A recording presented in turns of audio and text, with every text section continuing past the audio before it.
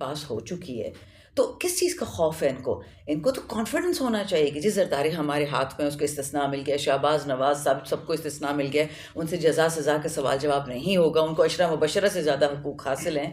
फिर क्यों डरते हैं? फिर क्यों जुल्म करते हैं?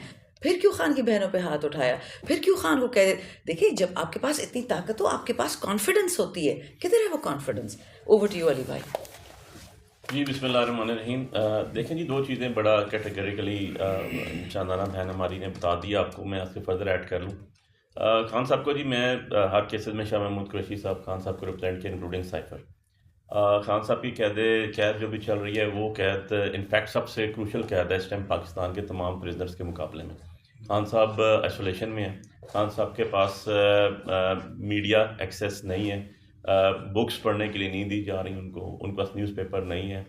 इसके अलावा खान साहब की बीवी जो एक नॉन पॉलिटिकल खातून है और जिन्होंने कभी पब्लिक ऑफिस होल्ड नहीं किया, she is behind the bar from more than 1.5 year, 1.5 साल से वो जेल के अंदर है। पाकिस्तान की तारीख में ऐसा नहीं मिलता कभी मौका कि आप वो लेसर पनिशमेंट के अंदर, मीनिंग बाय जो नॉन प्रोबेटरी क्लॉज में फॉल कर रही हो और 7 ईयर से कम पनिशमेंट हो और उनकी अपील पेंडिंग पड़ी हो और खातून हो और इसके बावजूद उनकी जो अपील है या उनकी सस्पेंशन ऑफ सेंटेंस जो है वो फिक्स ही ना की गई हो। जनवरी से लेके अब 11वां महीना भी इनफैक्ट ख़त्म होने वाला है, नवंबर एंड हो रहा है। खान साहब की बहनों के साथ देख लें कल कैसा तशद्दुद हुआ, उनको सड़कों पे घसीटा गया, उनको वाटर कैनन मारे गए, उनको बालों से पकड़ के घसीटा गया, उनकी वीडियोस आप देख लीजिएगा, उनको टांगों से पकड़ के घसीटा गया और उनको रात की तारीकी में उठा के मेल बंदों ने उठा के उनको गाड़ियों में डाला और जाके चक्री उतारा, जहाँ से हमारे जो हमारे पार्टनर हैं, हमारे कोलिशन पार्टनर हैं राजा नासिर अब्बास साहब, वो जाके उनको वहाँ से लेकर आए चक्री से।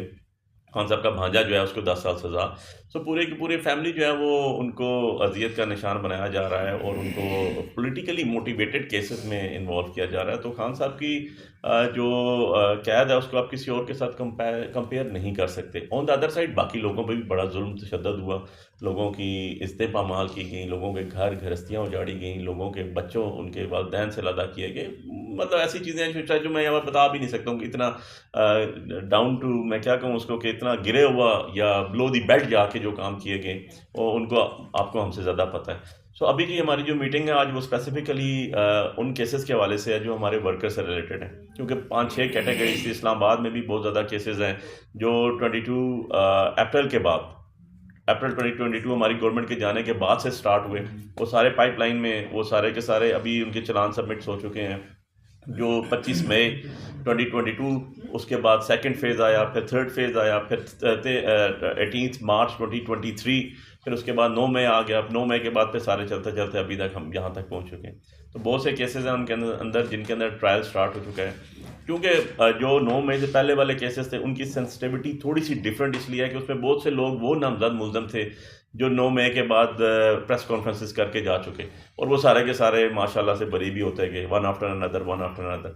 तो उसके अंदर जितने हमारे प्रिजनर्स बाकी बच गए उनके कन्विक्शन चांसेस बहुत कम हो गए, क्योंकि प्रिंसिपल एक्यूज आपने बरी कर दिए सबको, कोई था नहीं था जिसने प्रेस कॉन्फ्रेंस की वो मुकदमा से, वो हमारी एक लैंग्वेज में होता है लीगल बरीशुद, तो वो बरीशुद हो गए। उसके बाद आ जाते हैं 9 मई के बाद वाले। 9 मई के बाद ऑब्वियसली बहुत से केसेस चल रहे हैं। मैं खुद 9 मई जो रावलपिंडी आर्य बाज़ार वाला GHQ हमला केस में मैं शाह साहब को रिप्रेजेंट कर रहा हूँ, उसमें 30 गवाह जो हैं वो इनफैक्ट जो है उनके एग्जामिनेशन इन चीफ हो चुका है, क्रॉस अभी स्टार्ट नहीं हुआ, लेकिन पिछले 1.5-2-3 महीनों से उसका ट्रायल भी रुक गया एकदम, क्योंकि हम जेल जाते थे, जेल ट्रायल होता था, फिर वहाँ से पता चला कि खान साहब को अपीयर करेंगे थ्रू वीडियो लिंक, वो भी नहीं हो सका। शाह साहब लाहौर बैठे हुए थे, उनको कैसे लेकर आएंगे वीडियो लिंक, वो एक अजीब सी खिचड़ी सी बनी हुई थी और ना कोई लीगल चीज़ें प्रॉपर साइड पे चल रही थी, ना कुछ उसका समझ बूझ आ रही थी। लेकिन इनफैक्ट पिछले 2-2.5 महीनों से, 1.5-2 महीनों से वो केस पेंडिंग हुआ